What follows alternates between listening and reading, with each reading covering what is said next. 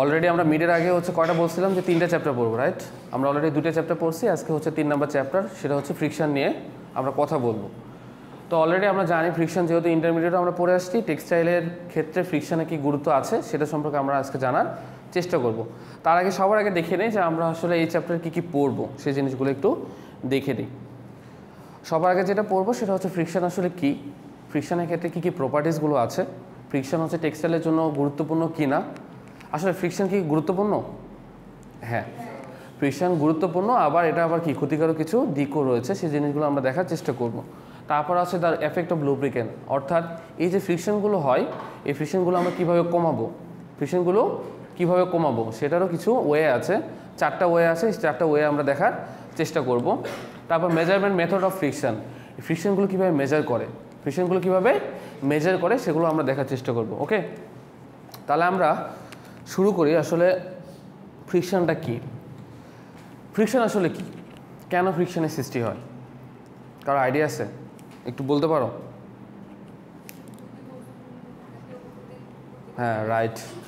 অর্থাৎ ফ্রিকশন হওয়ার জন্য কি লাগে আসলে? এটা তো অবশ্যই, আর কি?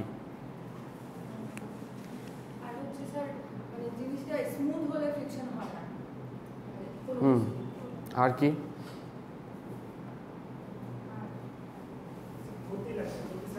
গতি ছাড়া হবে না নাকি? আর আর আচ্ছা, যাই হোক, এখানে খুব সুন্দর করে একটা সংজ্ঞা দিয়ে আছে, দেখো এখান থেকে হচ্ছে 2টা টার্ম আমরা খুব ভালো করে পড়তে পারবো যে আসলে ফ্রিকশনটা কি। প্রথমে বলা আছে দেখো যে ফ্রিকশনটা খুবই ইম্পর্ট্যান্ট একটা রোল প্লে করে ইঞ্জিনিয়ারিংয়ের জন্য, ফ্রিকশনটা ইঞ্জিনিয়ারিংয়ের জন্য ভালো একটা রোল প্লে করে। তার আগে একটু কথা বলে নেই, স্ট্যাটিক ইলেকট্রিসিটি সম্পর্কে আমরা ধারণা পাইছি, রাইট? এটা কি আমাদের কমানো ভালো নাকি বেশি হওয়া ভালো? বলছিলাম তোমাদের ক্লাসে কম হওয়া ভালো। স্ট্যাটিক ইলেকট্রিসিটি হইতে গেলে কি লাগে বলো তো? একটা পজিটিভ আয়ন আর একটা হচ্ছে নেগেটিভ আয়ন, নাকি পজিটিভ পজিটিভ আকর্ষণ করবে? কখনো সম্ভব নয়, সবসময় কী করবে? বিকর্ষণ করবে, রাইট? আর বিপরীতধর্মী আধান সবসময় আকর্ষণ করে। আর একটা জিনিস বলছিলাম যে স্ট্যাটিক ইলেকট্রিসিটি যত কম হবে আমাদের ফ্রিকশন তত কম হবে, ঠিক আছে? বাট কিছু কিছু ক্ষেত্রে দেখা যায় যে ফ্রিকশনটা অনেক গুরুত্বপূর্ণ। কোন কোন কাজে গুরুত্বপূর্ণ সেটা আমরা দেখার চেষ্টা করবো এখানে। ওকে, তাহলে ফ্রিকশন হওয়ার জন্য কি বলছে এখানে দেখো, একটা সংজ্ঞা খুব ভালো করে দেওয়া আছে, 2টা সলিড সারফেস লাগবে, 2টা সলিড সারফেস। অর্থাৎ কি হবে? Solid surface. এই 2টা সলিড সারফেস কি একটা আরেকটার এগেনস্টে কাজ করবে, একটা আরেকটার এগেনস্টে কাজ করবে। অর্থাৎ কি হতে হবে বলো তো? ধরো একটা পজিটিভ আধান আর একটা হচ্ছে নেগেটিভ আধান, 2টা কি করবে? আকর্ষণ করবে। এই আকর্ষণের ফলে কি হবে?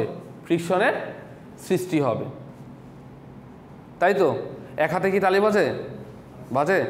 বাজে না। তো তেমনি তাহলে কি হবে? ফ্রিকশন হওয়ার জন্য কি লাগে বলো তো? একটা সলিড সারফেস লাগবে, সেখানে 2টা একটার এগেনস্টে কি করবে? কাজ করবে। যদি এই ধরনের কোনো কিছু হয় তখন তাকে কি বলা হবে? ফ্রিকশন বলা হবে। বুঝা গেছে? মানে কি হবে বলো তো?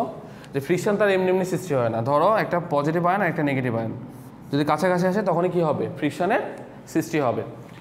এই জন্য কী হয় বলো তো? এই স্ট্যাটিক ইলেকট্রিসিটিরও কিন্তু সৃষ্টি হয়। ধরো তুমি যারা মেয়েরা, মাঝে মাঝে মেয়েরা এটা বেশি করে, চিরুনিতে চুল আঁচড়াও না? তো যত ছোটো ছোটো যে কাগজের টুকরাগুলো যখন তুলতে চাও তখন কি হালকা কিন্তু ইলেকট্রন অনুভূত হয়, এটা হয়তো তোমরা খেয়াল করো না, বাট এটা কিন্তু হয়। তো এখানেও কিন্তু ফ্রিকশনের, হ্যাঁ এটাও কিন্তু ফ্রিকশনের সৃষ্টি হয়। তাহলে আমরা কি বলবো বলো তো? ফ্রিকশনের সংখ্যা দেওয়া আছে দেখো, friction is the force to object in contact or force of A medium acting two moving object. অর্থাৎ একটা যদি আরেকটার এগেনস্টে কি করে? মুভ করে, তাহলে কি হবে? তখনই ফ্রিকশনের সৃষ্টি হবে। ক্লিয়ার? বুঝে গেছে তো? অর্থাৎ ফ্রিকশন হওয়ার জন্য কি লাগবে? একটা সলিড সারফেস লাগবে, সেখানে কি থাকবে? 2টা বিপরীতধর্মী আধান থাকবে, 2টা আরেকটার এগেনস্টে কী করবে? সবসময় কাজ করবে। যদি এই ধরনের কোনো কিছু সৃষ্টি হয় তখন তাকে কী বলা হয়? ফ্রিকশন বলা হয়। ক্লিয়ার? বুঝে গেছে তো? তো এখান থেকে তোমরা দিতে পারো সংজ্ঞা, উপরে এখানে একটা সংজ্ঞা আছে, উপরে একটা আছে, তোমাদের যেটা ভালো লাগে তোমরা দিতে পারো। ক্লিয়ার? এটাই দিতে হবে এমন না, তুমি নিজের মতো করেও গোছায় লিখতে পারো, ঠিক আছে? তাহলে এখানে কি কি বলা হয়েছে দেখো, ফ্রিকশন হওয়ার জন্য 2টা জিনিস লাগে। নাম্বার 1 প্রথম বলা হয়েছে যে ফাইবার ফ্রিকশন বিটুইন 2 সেম আর 2 ডিফারেন্ট ফাইবার। এখন দেখো 2টা কি হতে পারে? সেমও হতে পারে, 2টা ডিফারেন্ট ফাইবার হতে পারে। আরেকটা জিনিস যে সবসময় কি হবে, আমরা জানি কি স্ট্যাটিক ইলেকট্রিসিটি হওয়ার জন্য একটা পজিটিভ আর একটা কি নেগেটিভ আয়ন দরকার, একটু আগে আমরা বলছি। বাট ফ্রিকশন হওয়ার জন্য দুটো বিপরীতধর্মী আধান হতে হবে, তাও কিন্তু না। সেম হইলেও কি হবে, ফ্রিকশনের সৃষ্টি হবে। ক্লিয়ার? দুটো যদি সেমও হয় তখনও কিন্তু ফ্রিকশনের সৃষ্টি হবে। কিন্তু ইলেকট্রন যদি আমি উৎপন্ন করতে চাই তাহলে কি বিপরীতধর্মী দুইটা আধান লাগবে। ক্লিয়ার? তাহলে ফ্রিকশন হওয়ার জন্য কি সেমও হতে পারে, দুইটা আলাদাও হতে পারে। এটা একটা পয়েন্ট। আর একটা পয়েন্ট বললাম যে ফ্রিকশন হওয়ার জন্য সলিড সারফেস লাগবে। ক্লিয়ার? সারফেস বলতে কি বোঝানো হয়েছে? কারণ কি দেখো তো, আমাদের ইলেকট্রন যে এক্সট্রা যে ইলেকট্রনগুলো উৎপন্ন হয় এগুলো কই যায়? মাটির নিচে চলে যায়। তোমরা খুব খেয়াল করে থাকবা, গ্রামের বাসার দিকে দেখবো মনে হয় একটা মিটারের সঙ্গে একটা হচ্ছে, হ্যাঁ কেন দেওয়া হয় বলো তো? আর্থিনের তার কেন দেওয়া হয় জানো তো? জানো কেন দেওয়া হয় বলো তো? জানো না? বাসা বাড়িতে, আমাদের বাসা বাড়িতে কত ভোল্ট পর্যন্ত আমরা গ্রহণযোগ্যতা মানে ইলেকট্রন? 220 ভোল্ট। 220 ভোল্ট, এটা বাসা বাড়িতে নিরাপদ। এখন দেখো মাঝে মাঝে কি হয় দেখো না, ফ্রিজ ট্রিজ নষ্ট হয়ে যায়। কেন নষ্ট হয় বলো তো? ভোল্টেজ বেশি হয়ে গেলে, অতিরিক্ত। সো বাসা বাড়িতে যেটা করা হয় ওটা কেন দেওয়া হয়, রিজনটা হচ্ছে এক্সট্রা যে ইলেকট্রনটা, ওই ইলেকট্রনটা মাটির নিচে চলে যায়, তখন এটা সমতা বা ব্যালেন্স করে 220 থাকে। ক্লিয়ার? এক্সট্রা যে ইলেকট্রনটা মাটির নিচে চলে যায় তখন আর কি হয় না, ফ্রিজ বা টিভি নষ্ট হয় না। মাঝে মাঝে দেখো না, এই যে বৈদ্যুতিক হচ্ছে কি হয়, বিদ্যুৎ চমকায় না, ওটা কি, ওটার ইলেকট্রন ক্ষমতা কিন্তু অনেক বেশি। এই জন্য কিন্তু যেখানে পরে আগুন ধরে যায়, এই জন্য যখন হচ্ছে বাসা বাড়িতে যখন এরকম হবে তখন হচ্ছে কি ইলেকট্রিসিটি বন্ধ করে রাখাই ভালো। তাহলে ফ্রিজ ট্রিজ এগুলো সুরক্ষিত থাকবে। কারণ কি, এটা নিতেই পারবে 220 ভোল্ট, ওখানে যে ঝলকানি এটা কিন্তু আরও অনেক বেশি। আমরা জানি কি আলো হচ্ছে 3 × 10⁸ না? আলোর বেগ কত? এটার থেকে কত গুণ, প্রায় 20 থেকে 25 গুণ। সো সে পরিমাণ ইলেকট্রনটা নিতে পারবে না। ক্লিয়ার? আচ্ছা যাই হোক, তাহলে আমি কি বললাম, ফ্রিকশন কি কাকে বলে? একটু আগে বললাম যে friction is a force in two object in contact or the force of the medium acting on moving object. ঠিক আছে? যখন একটা আরেকটা কাছাকাছি চলে আসে তখন কি হয়, ফ্রিকশনের সৃষ্টি হয়। ফ্রিকশন হওয়ার জন্য দুইটা শর্ত, একটা কি লাগে, একটা সলিড সারফেস লাগবে, আর কি লাগবে ফ্রিকশন হওয়ার জন্য, কি লাগবে, আর কি লাগবে? একটা বললাম যে সলিড সারফেস লাগবে, এখানে বলা আছে দেখো, স্লাইড দেখা যায় না? সলিড সারফেস লাগবে। আরেকটা কি হবে, ফ্রিকশন হওয়ার জন্য দুটো সেম ম্যাটেরিয়ালও হতে পারে অথবা আলাদা ম্যাটেরিয়াল, বলতে এখানে ফাইবার বোঝানো হয়েছে। দুইটা সেম ফাইবারও হতে পারে, দুইটা আলাদা ফাইবারও হতে পারে। ক্লিয়ার? ওকে, তারপর নেক্সট আমরা আসি ইম্পর্টেন্স অফ ফ্রিকশন। আসলে ফ্রিকশনটার ক্ষেত্রে কি কি গুরুত্বপূর্ণ, আসলে ফ্রিকশনটা আসলে গুরুত্বপূর্ণ কি না। নাম্বার 1 কি বলা আছে দেখো, friction of fabric against skin is an important aspect of comfort. কিভাবে কমফোর্ট বাড়ায় ফ্রিকশনটা?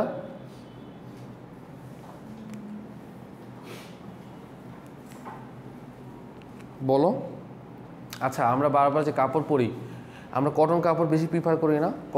কটন কেন? কটনের কমফোর্টনেসটা বেশি। কটনে কি ফ্রিকশন হয় না? হয়তো, বাট কটনটা কি আমাদের জন্য কমফোর্ট, সুইটেবল। ঠিক আছে?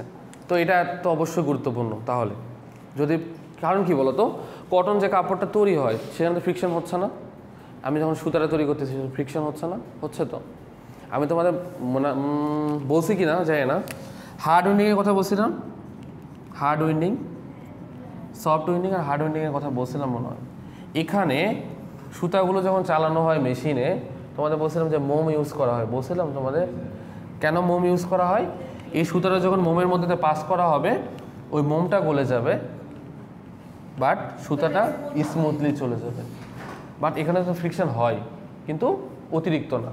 কারণ কি অতিরিক্ত না, তোমাদের আরেকটা কথা বলছিলাম, মেশিন যেহেতু চালানো হয় আরপিএমে মেশিন চালানো হয়, রাইট? তো নির্দিষ্ট একটা মেশিনের জন্য নির্দিষ্ট আরপিএমে রাখা উচিত। এর বাইরে যখন রাখা হবে তখন ফ্রিকশনটা অনেক বেশি হবে। বাট এতটুকু খেয়াল রাখবা যে ফ্রিকশনটা হয়, প্রত্যেকটা ফাইবারে হয়, প্রত্যেকটা ফেব্রিকের ক্ষেত্রে ফ্রিকশন হয়। সো ফ্রিকশনটা কিন্তু লিমিটেশনের মধ্যে রাখা উচিত। লিমিটেশন বলতে এটা বোঝানো হয়েছে যে মেশিনে যে আরপিএমটা থাকবে ওটা নির্দিষ্ট একটা আরপিএমে থাকবে, মানে যতটুকু ফ্রিকশন হবে সেটা আমাদের জন্য ক্ষতি হবে না, সেটা কথা বোঝানো হয়েছে। ক্লিয়ার? তারপর 2 নম্বরটা বলা হয়েছে দেখো, fabric friction is important appearance and control of the fabric, appearance বাড়ানোর জন্য। এটা কিভাবে বলি, ভয় পাওয়ার কিছু নেই। আমরা হচ্ছে যখন ডাইং হয়ে যায়, ডাইংয়ের পর আমরা ফেব্রিক ফিনিশিং করি। কি করি? ফিনিশিং করি। ফিনিশিং করার কি উদ্দেশ্য এখানে একটু দেখে নেই। ফিনিশিং কেন করা হয় বলো তো? লেখো, খাতায় লেখো। ফিনিশিংয়ের হচ্ছে দুইটা অবজেক্ট। ফিনিশিংয়ে কয়টা অবজেক্ট? দুইটা অবজেক্ট। কয়টা? দুইটা অবজেক্ট। তার মধ্যে একটা হচ্ছে অ্যাপিয়ারনেস বাড়ানো, মানে সৌন্দর্য বাড়ানো, সৌন্দর্য বাড়ানো। তোমরা খুব খেয়াল করে থাকবা, তোমরা যখন কাপড় ওয়াশ করো, ওয়াশ করার পর তোমরা কী করো বলো তো? আয়রন। কেন আয়রন করো? সৌন্দর্য, ফিনিশিং, সৌন্দর্য বাড়ানোর জন্য, রাইট? এই জন্য কী করা? এখানে তো ফ্রিকশনের সৃষ্টি হচ্ছে না। তুমি যখন বল প্রয়োগ করতেছো কাপড়ের উপরে, ঠাসা দিতেছো জোরে, যেন কী দূর করো তুমি বলো তো? কাপড়ে তুমি যে আয়রন করো কী দূর করো? ভাঁজ। আমরা টেক্সটাইলে ভাঁজ বলতে পারবো না, আমরা কি বলবো বলো তো? সিঙ্কেজ বলবো। আমরা কি বলবো? সিঙ্কেজ। মনে থাকবে, আমরা কি বলবো? সিঙ্কেজ বলবো। এটা আরেকটা নাম আছে, কি বলো তো? ক্রিজ। ক্রিজ। আরেকটা কি বলছিলাম বলো তো? রেসিডুয়াল সিঙ্কেজ। রেসিডুয়াল সিঙ্কেজ। ক্লিয়ার? সো ফ্রিকশনটা আমাদের সৌন্দর্য বর্ধনের জন্য ব্যবহার করা হয়। কোথায় ব্যবহার করা হয় বুঝছো তো? ক্লিয়ার? মানে আমরা কাপড় ওয়াশ করি, ওয়াশ করার পর তো আয়রন করি। যখন আয়রন করতেছি, প্রেস করতেছি, তখন কি ফ্রিকশনের সৃষ্টি হচ্ছে না? তো কেন করা হয়? এটা সৌন্দর্য বর্ধন করার জন্য ব্যবহার করা হচ্ছে। ক্লিয়ার? তা ও আচ্ছা, সিঙ্কেজ মানে ভাঁজ, ক্রিজ মানেও ভাঁজ, ক্রিজ মার্ক বলা হয়। এটা হচ্ছে তোমাদের কাপড়ের ফল্ট, এগুলো, হ্যাঁ, ফেব্রিক ফল্ট বলা হয় এগুলো, ফেব্রিক ফল্ট। এই জন্য তোমাদের একটা কথা বলছিলাম, সবচেয়ে কোন কাপড়ে বেশি ভাঁজ পড়ে? কটন কাপড়ে। এই ভাঁজটা দূর করার জন্য একটা প্রসিডিওর অবলম্বন করা হয়, এই ক্রিজটা তুলে দেওয়ার জন্য। কি করা হয়? মানে একটা ফিনিশিং ব্যবহার করা হয়। সেই ফিনিশিংয়ের নামটা হচ্ছে ইজি কেয়ার ফিনিশ। কি ফিনিশ? Easy care finish.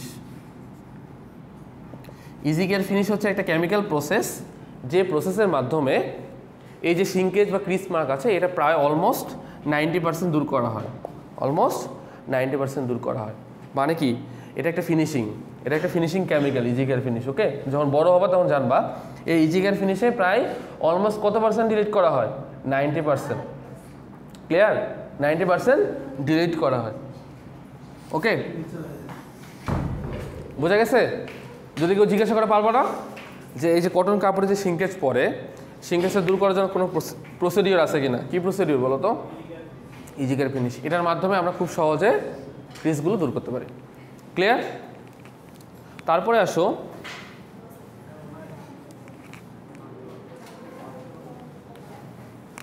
আচ্ছা, আরেকটা কথা বলা হয়েছে, দেখো, ইন্টারলেসিংয়ের কথা বলা হয়েছে। কি করা হয়েছে? ইন্টারলেসিং। ইন্টারলেসিং। ইন্টারলেসিং মিনস কি আসলে?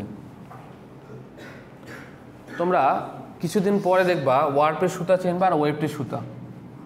ওয়ার্প আর হচ্ছে ওয়েবটের সুতা আছে। সুতাগুলো মেইনলি এভাবে থাকে, আমি তোমাদের একটু দেখাই, বোঝা যাচ্ছে তো না?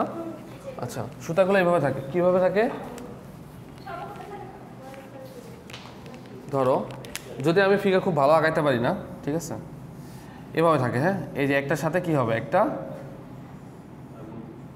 লুপ আকারে থাকে, মানে ইন্টারলেসিং হয়, মানে একটার সাথে আরেকটা কানেক্টেড থাকে, এই ধরনের থাকে। যখন এরকম হবে তখন তো অবশ্যই ফ্রিকশনের সৃষ্টি হবে, ঠিক আছে। প্রত্যেকটা কাপড়ে তোমরা যখন ফেব্রিক স্ট্রাকচার অ্যান্ড ডিজাইনে একটা কোর্স আছে তোমাদের, এই কোর্সে দেখবা যে তুমি যে শার্ট পরে আছো, তুমি যে টি শার্ট পরে আছো, এই সুতাগুলো খুললেই বোঝা যাবে যে কি ডিজাইনে তৈরি করা, কারণ অনেক ধরনের ডিজাইন আছে, ঠিক আছে, এগুলো দেখবা আর কি। ক্লিয়ার?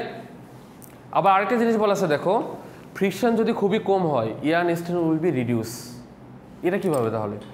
ফ্রিকশন যদি আসলে কম হয় তাহলে স্ট্রেনটা কমে যাবে, এটা কেন বলা হয়েছে?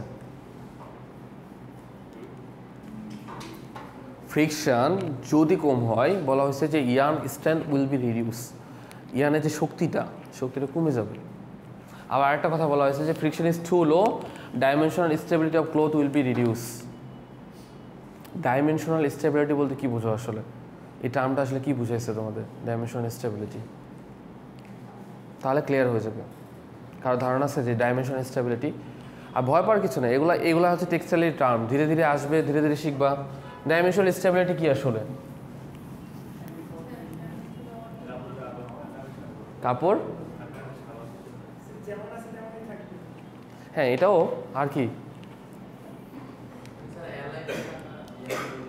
ডাইমেনশনাল স্টেবিলিটি মিনস হচ্ছে কাপড়ের লেন্থ এবং উইথ ঠিক থাকবে, লেন্থ এবং উইথ ঠিক থাকবে। ধরো তুমি পড়ো এক্সেল, তোমাদের আরেকদিন এক্সাম্পল মনে দিলাম তোমাদের, তুমি পড়ো এক্সেল, তোমাকে যদি এল দেওয়া হয়, কাপড় কি ছোটো হয়ে যাবে না? তাহলে কি ডাইমেনশন স্টেবিলিটি ঠিক থাকলো? ধরো এক্সেলের জন্য বানানো হয়েছে কাপড়, সেটা এল হয়ে গেছে, তাহলে কি বলো তো? এটা ডাইমেনশনাল স্টেবিলিটি ঠিক নেই। কারণ কি? লেন্থ এবং উইথ কিন্তু ঠিক আছে। আর ধরো টেক্সটাইল ইন্ডাস্ট্রিতে কাপড়ে অর্ডার নেওয়া হয়, রাইট? কাপড়ে অর্ডার নেওয়া হয়, সবথেকে গুরুত্বপূর্ণ যে দিকটা সেটা হচ্ছে প্রত্যেকটা কাপড়ের মেজারমেন্ট ঠিক আছে কিনা, প্রত্যেকটা কাপড়ের মেজারমেন্ট ঠিক আছে কিনা, অর্থাৎ ডাইমেনশনাল স্টেবিলিটি ঠিক আছে কিনা। যদি ডাইমেনশনাল স্টেবিলিটি ঠিক না থাকে কাপড় আমি কিনবো না। ফাইবারের ক্ষেত্রেও হতে পারে, ইয়ানের ক্ষেত্রেও হতে পারে, সব জায়গায় হতে পারে। যেটা বলতেছিলাম আর কি, যে ডাইমেনশনাল স্টেবিলিটি যেটা, লেন্থ এবং উইথ ঠিক থাকতে হবে, না থাকলে কি হবে? তুমি কাপড় কিনবা না। তোমরা ল্যাকড়া কাপড় চিনো কেন? লাইক্রা বলা হয় যেটাকে, লাইক্রা। এই কাপড়ের বৈশিষ্ট্য কি? ছোট হয়ে যায়, মানে তুমি যত দূরে টান দাও এলাস্টিসিটি আবার কি পূর্বের জায়গায় ফিরে আসে। এরকম যদি ফিরে আসে তখন সে কাপড় কি তুমি নিবা খুব সহজে? ইউজ করবা নাকি? করবা না। এটা অর্থাৎ ডাইমেনশন স্টেবিলিটি ঠিক থাকে না। এখন কথা হচ্ছে এই ডাইমেনশন স্টেবিলিটি কীভাবে ঠিক রাখা হয়, এটাও তো একটা কোশ্চিন। যে আপনি বারবার বলতেছেন ডাইমেনশন স্টেবিলিটি ঠিক রাখতে হবে, ঠিক রাখতে হবে, তাহলে আমি কীভাবে ঠিক রাখবো? ডাইমেনশনাল স্টেবিলিটি ঠিক রাখার জন্য একটা মেশিন ব্যবহার করে, সেই মেশিনটার নাম হচ্ছে স্ট্যান্ডার্ড মেশিন। স্ট্যান্ডার্ড মেশিন কি মেশিন? Standard machine. এটাও একটা ফিনিশিংয়ের মেশিন। ওকে, এই মেশিনের কাজ হচ্ছে, একটা কাজ হচ্ছে হিট সেট করা। নাম্বার ওয়ান কি কাজ? হিট সেট করা, হিট সেট করা। Hit setting is done here. 2 নাম্বারটা হচ্ছে ডাইমেনশনাল স্টেবিলিটি কন্ট্রোল করা। ডাইমেনশনাল স্টেবিলিটি কি করা? কন্ট্রোল করা। তোমরা হচ্ছে অ্যাপারেলে প্রেসিং একটা পাবা, আয়রনিং অ্যান্ড প্রেসিং। হ্যাঁ, আয়রনিং অ্যান্ড প্রেসিং। আচ্ছা দেখো তো, যেমন তুমি যখন আয়রন করো কাপড়ের স্টেবিলিটি ঠিক থাকে কিনা? কাপড় তো তোমার কি ভাঁজ অবস্থা থাকে, যখন তুমি আয়রন করলা কাপড়টা ঠিকঠাক থাকে না? ডাইমেনশনাল স্টেবিলিটি ঠিক থাকে কিনা? তেমনি টেক্সটাইলে যে ডাইমেনশনাল স্টেবিলিটির কথা বারবার বলা হচ্ছে, এটা ঠিক রাখার জন্য একটা মেশিন ব্যবহার করা, সেই মেশিনটার নাম হচ্ছে স্ট্যান্ডার্ড মেশিন। এই মেশিনের কাজ হচ্ছে হিট সেট করে দেওয়া, হিট সেট করে ডাইমেনশনাল স্টেবিলিটিটা কন্ট্রোল করা। ওকে, হিট সেট করলে কি হবে বলো তো? সবসময় মনে রাখবা, এই যে লাইক্রা কাপড়ের কথা বললাম, এই লাইক্রা কাপড়ের ডাইমেনশনাল স্টেবিলিটি ঠিক রাখার জন্য হিট সেট করে দেওয়া হয়। ক্লিয়ার? যদি তুমি হিট সেট করো কাপড়টা যে অবস্থায় আছে সেই অবস্থায় থাকবে। ক্লিয়ার? ধরো তুমি কাপড়টাকে, ধরো তুমি 10 মিটার তুমি বাড়ায় দেখছো, হিট সেট করে দিছো, ওই 10 মিটারই থাকবে, এটা আবার কমে আসবে না। যেহেতু লাইক্রা কাপড় উপরে থেকে কমে আসে কোনো চান্স নাই। এই জন্য লাইক্রা কাপড়ের ডাইমেনশনাল স্টেবিলিটি ঠিক রাখার জন্য হিট সেট করে দেওয়া হয়। ক্লিয়ার? আর সেটা কোন মেশিনে করে? সেটা হচ্ছে স্ট্যান্ডার্ড মেশিনে করে। ক্লিয়ার? এখন যেটা বলা হচ্ছে, যদি ফ্রিকশনটা যদি কম হয় ইয়ানের স্ট্যান্ডটা কমে যাবে, ইয়ানের স্ট্যান্ডটা কমে যাবে। ধরো হ্যাঁ স্ট্যান্ডার্ড। এখানে একটা কথা, বেশি ক্লাস নেব না, আর একটা স্লাইড পরে তোমাদের শেষ করব। এখানে বলা হয়েছে ফ্রিকশনটা যদি কম হয় স্ট্যান্ডটা অনেক কমে যাবে। কেন বলা হয়েছে কথা বলো তো? বলা হয়েছে ফ্রিকশনটা যদি খুবই কম হয়, ফ্রিকশন বেশি হলেও আবার সমস্যা, ফ্রিকশন যদি আরও কম হয় সেক্ষেত্রেও কিন্তু সমস্যা। সমস্যাটার কথা বলা হচ্ছে যে স্ট্যান্ড থাকে, যে ক্ষমতাটা থাকে সেটা কমে যায় ইয়ানের। কেন বলা হয়েছে? তার কি রিজন হতে পারে? এমনি এমনি তো বলা নাই, কিন্তু আমি বারবার বলতেছি যে যদি ফ্রিকশন বেশি হয় এটাও আবার খারাপ, আবার যদি খুবই কম হয় সেটাও আবার খারাপ। কেন বারবার কেন বলতেছি এই কথা?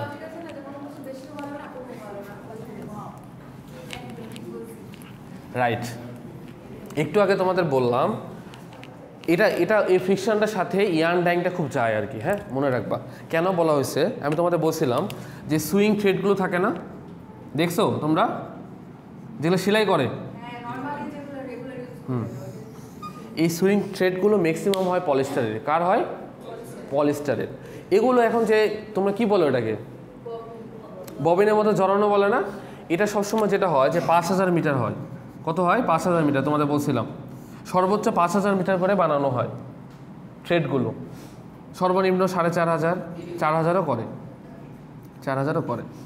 ধরো এই ববিনের মধ্যে যখন সুতাগুলো জড়ায়, ববিনের মধ্যে যখন সুতাগুলো জড়াবে, ধরো তুমি যদি একটু ফোর্স না দাও তাহলে কি হয়, মানে ঢিলা ঢিলা ঢিলা হবে না, ওই ববিনের মধ্যে কি ঢুকবে? কারণ কি দেখো 5000 মিটার মানে কি ওই সুতাটা বারবার প্যাচ হবে, 5000 মিটার পর্যন্ত কিন্তু প্যাচ হবে, রাইট?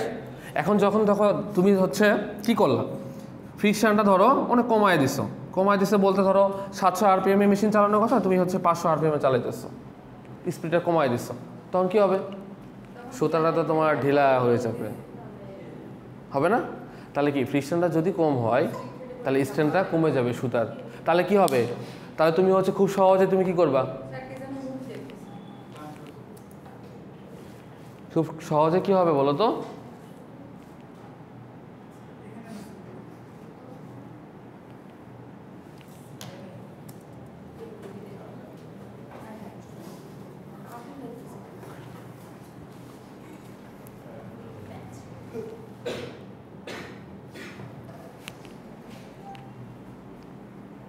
বুঝা গেছে তো নাকি? বুঝা গেছে না? এই জন্য বলা হয়েছে যে ফ্রিকশনটা খুব বেশি হওয়া ভালো না, খুব কম হওয়া ভালো না, একটা নির্দিষ্ট RPM-এ মেশিনটা আমাকে চালাইতে হবে। যদি আমি নির্দিষ্ট RPM-এর মধ্যে মেশিনটা চালাতে পারি তাহলে সুতাটা আমাদের কি স্ট্রেনটা অনেক ভালো থাকবে।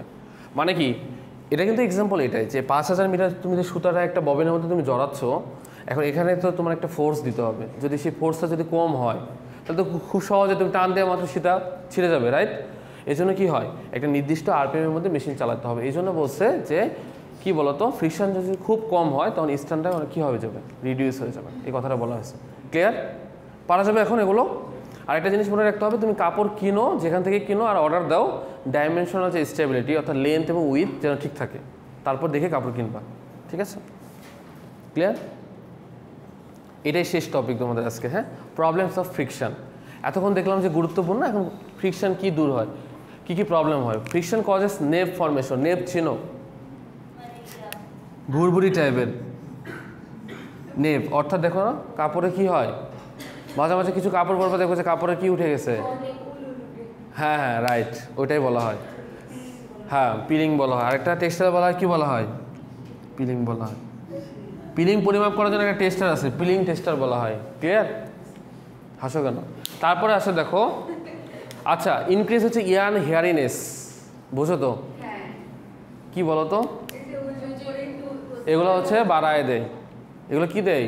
বাড়ায় দেয়। এই নেভসটাকে টেক্সটাইলের ভাষায় বলা হয় IPI। কি বলা হয়? IPI। কি বলা হয়? IPI। IPI মিনস কি বলো তো? Imperfection index. ইমপারফেকশন ইন্ডেক্স, এটা হচ্ছে একটা ইয়ানের ফল্ট। IPI-কে বলা হয় ইয়ানের ফল্ট। এই সেই ইয়ানের ফল্টটা কি হতে পারে? IPI তিনটা জিনিস দিয়ে গঠিত, একটা হচ্ছে থিক প্লেস, একটা হচ্ছে থিন প্লেস, আর একটা হচ্ছে নেভস, আরেকটা হচ্ছে কি নেভস। এই তিনটা একত্রে বলা হয় হচ্ছে IPI, ইমপারফেকশন ইন্ডেক্স। এটা একটা ইয়ানের ফল্ট। ক্লিয়ার? মনে থাকবে, ইয়ানের একটা ফল্ট কি? Imperfection index. এটা কি কি হয়? এটা হলো গঠন হয় হচ্ছে থিক প্লেস, থিন প্লেস আর হচ্ছে নেভস দ্বারা। ক্লিয়ার? মনে থাকবে। তাহলে কি বলতো, ফ্রিকশন নাম্বার 1 কি করে? নেভস ফরমেশন করে, হেয়ারিনেসটা বাড়ায় দেয়। তারপর কি বলছে বলতো, মেশিনে পার্টসগুলো নষ্ট করে দেয়। মেশিনের পার্টসগুলো নষ্ট করে, মাঝে মাঝে দেখো না পার্টস হয়ে যায়। কেন বলো তো? যেহেতু এই মেশিনগুলো, আমরা মানুষ, আমরা কিন্তু ঘুমাই, রাইট? কিন্তু মেশিনগুলো কি হয় 24 আওয়ার্স চলতেই থাকে। তো মেশিন চলতে চলতে ঘর্ষণের ফলে একটা সময় পরে কি হয়ে যায়? নষ্ট হয়ে যায়, সে কথা বলা হয়েছে। তারপর বলেছে damage of the fibre service, অর্থাৎ বললাম যদি ফ্রিকশনটা অনেক বেশি হয়ে যায় ফাইবারের ড্যামেজ ঘটায় দেবে।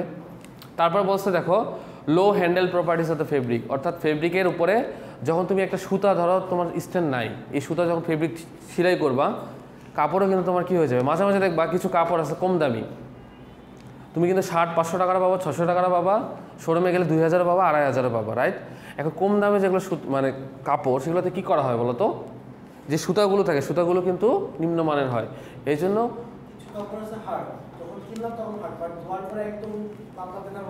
হ্যাঁ হয়ে যায়।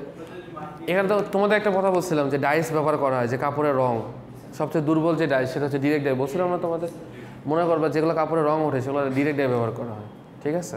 আর যেগুলো কাপড় ওঠে না সেগুলোতে রিঅ্যাক্টিভ ডাই ব্যবহার করা, এটা খুবই কমন, আমরা বুঝবো আর কি। কাপড়ের রং ওঠে মনে করবা যে ডাইসগুলো যেগুলো ব্যবহার করছে এগুলো ভুল। ক্লিয়ার? আরেকটা কথা বলা আছে দেখো, ফ্রিকশন অ্যাট গাইড অ্যান্ড পুলি, এই জিনিসটা খুব ভালো করে দেখবা। আমাদের কিছুদিন পরে একটা হচ্ছে আমরা একটা সার্কুলার নিটিং মেশিন আনবো। কী মেশিন? Circular knitting machine. কেউ যদি তোমাদের বলে কাপড় কই তৈরি করা হয়, পারবা?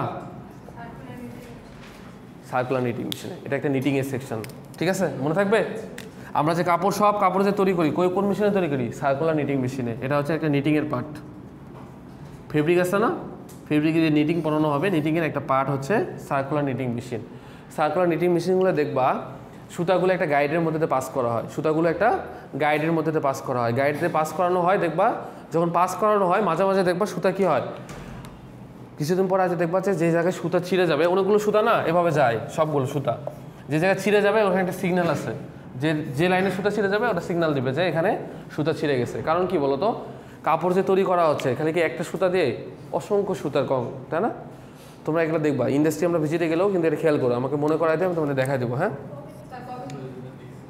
এই মাসেই আর কি সার্কুলার নিটিং মেশিন, খুব দ্রুত, এই উইকের মধ্যে না হলে সামনে উইকে। ক্লিয়ার? আর হ্যাঁ আরেকটা লাস্ট, ওকে আরেকটা টপিক আছে লাস্ট, সেটা হচ্ছে বলা দেখো যে high speed machine sewing friction আর heat can result in damage both to the needle and the fabric. যেটা বলতেছিলাম আর কি, যে যখন ইয়ার্নটা বানানো হয় সুতরাং আমরা কি যাই সুইং করবো না, সুইংয়ে যখন করা হয় ওই যে বললাম যে মেশিনগুলো ব্যবহার করা হয়, তোমরা অ্যাপারেল লেভেলে যাই দেখবা অনেকগুলো মেশিন আছে না, মেশিনের একটা স্পিড আছে, ওই স্পিডে বেশি জোরে যখন তুমি চালাবা সুতা কিন্তু ছিঁড়ে যাবে, ফ্রিকশন যদি বেশি হয় সুতা ছিঁড়ে যাবে, তখন ড্যামেজ হয়ে যাবে, সেই কথাগুলো কিন্তু বলা হয়েছে। ক্লিয়ার? তাহলে পারা যাবে ফ্রিকশন কি, ফ্রিকশনে কী কী ফল্ট, পারা যাবে না? পারা যাবে না? এই পর্যন্ত কোনো কোশ্চেন আছে কিনা জিজ্ঞাসা করো। আছে? তাহলে আজকে এই পর্যন্ত। হ্যাঁ, ভিডিওটা অফ করুন।